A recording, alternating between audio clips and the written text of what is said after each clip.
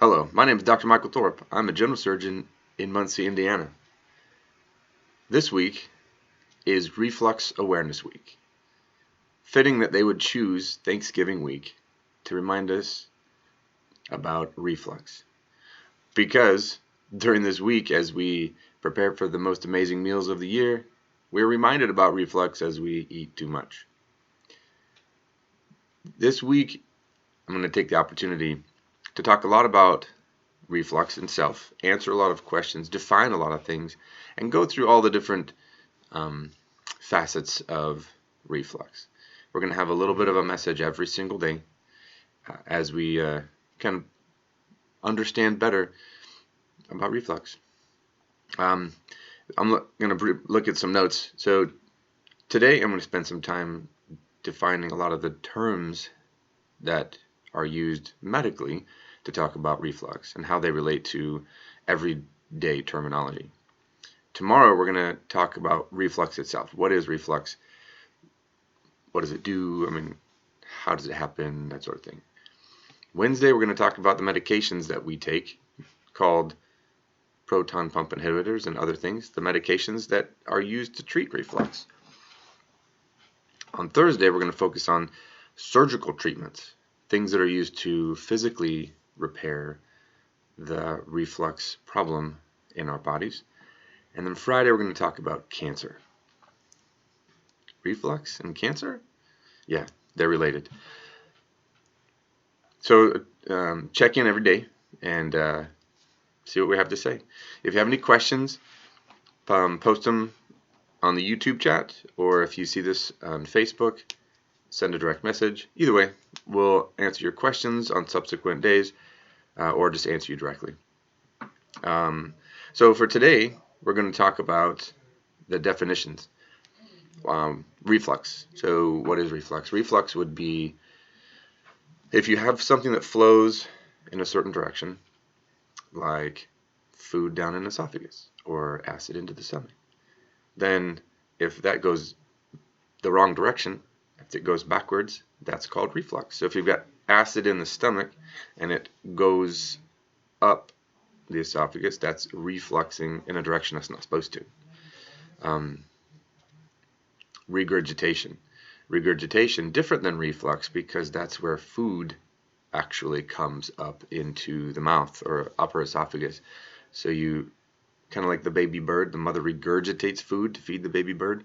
That regurgitation is where that food comes up into the esophagus. Sometimes you can taste it, you can feel it, have to swallow it again. Pretty awful stuff. Not everybody is affected. Not everybody that has reflux has regurgitation. So if you have regurgitation, it is a sign of more advanced condition. GERD, like what are the different names for reflux? Heartburn is another word for reflux. People describe heartburn because it's that burning right back here, right behind your heart. So the acid comes up into your esophagus and it burns right behind your heart. So hey, it's heartburn. GERD, people who have seen their doctors and been told they have reflux or may have been told they have GERD, which stands for gastroesophageal reflux disease. Then you have hiatal hernia is a condition where part of the stomach goes up through the diaphragm. And let's talk a little bit about what a hiatal hernia is. So let's talk a little bit about the anatomy of reflux, right? The esophagus, when I use that term esophagus, most people know what that means. It's that swallowing tube that when you swallow your food, food goes down into your stomach through the esophagus. The esophagus it starts way up in here, where what we call the pharynx, the part of your swallowing system that splits into the airway and the esophagus. The esophagus then travels all the way down through the back of the chest, behind the aorta, behind the heart, and then goes into the stomach. as it goes into down through the diaphragm, it goes through a hole in the diaphragm called a hiatus, and that's where the hiatal hernia comes from.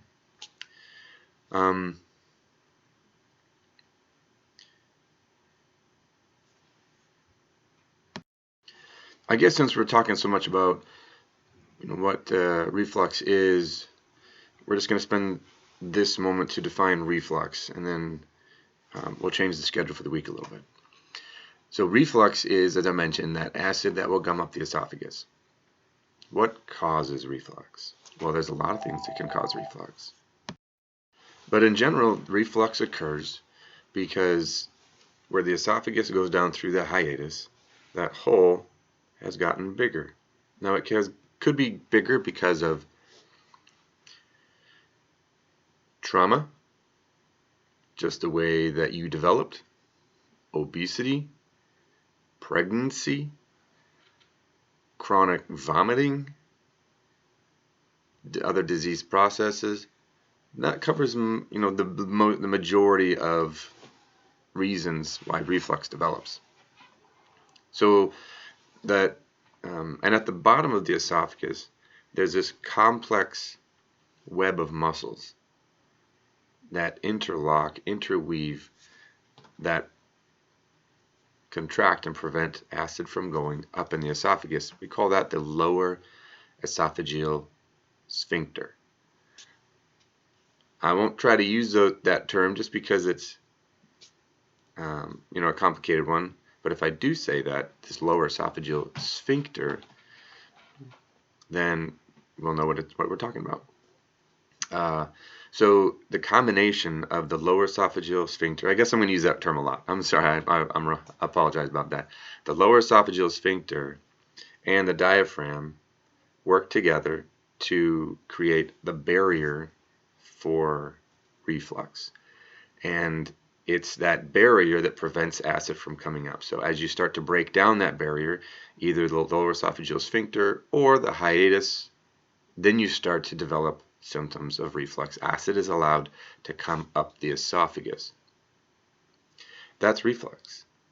Those are the major causes. So if you want to know what the different things I listed, how they cause the reflux, the obesity and pregnancy cause an increase in intra-abdominal pressure. So the intra-abdominal pressure pushes up on the diaphragm, and as you can imagine, if this is the diaphragm and there's pressure from underneath, and then that hole can be widened with that pressure.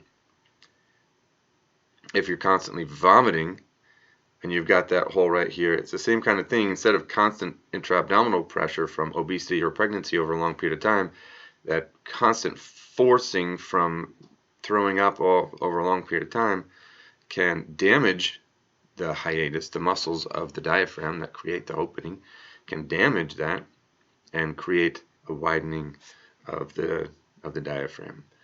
Then there's some people that when they developed, as the diaphragm closed in around the esophagus, it just didn't close enough. And those are some kids that have reflux as a child. They're constantly throwing up. Sometimes they grow out of it, not all the time. So those are the more or less explanation of what reflux is and what causes and how it's caused. Chronic overeating could also do it because the lower esophageal sphincter at the bottom of the esophagus, as the esophagus comes down and connects with the stomach kind of makes a funny bend. And when you overeat, it stretches the stomach really big and it changes that bend. And it changes that bend completely. And when it changes that bend chronically over time, that bend where the esophagus meets the stomach, that creates the scenario in a situation where reflux can more easily go up into the esophagus as opposed to staying down. So that's a primer for this week. This week is Reflux Awareness Week. We're going to talk a little bit every day, ask questions. I'll answer those questions, and again, we'll talk more specifically this week about how we're going to work up reflux. What are the next steps that are used to work up reflux? What are the medications that are used to treat reflux? What about the surgical procedures to treat reflux? And then cancer. That's a big one. That'll happen on Friday. So check in every day, and we'll have a lot more information.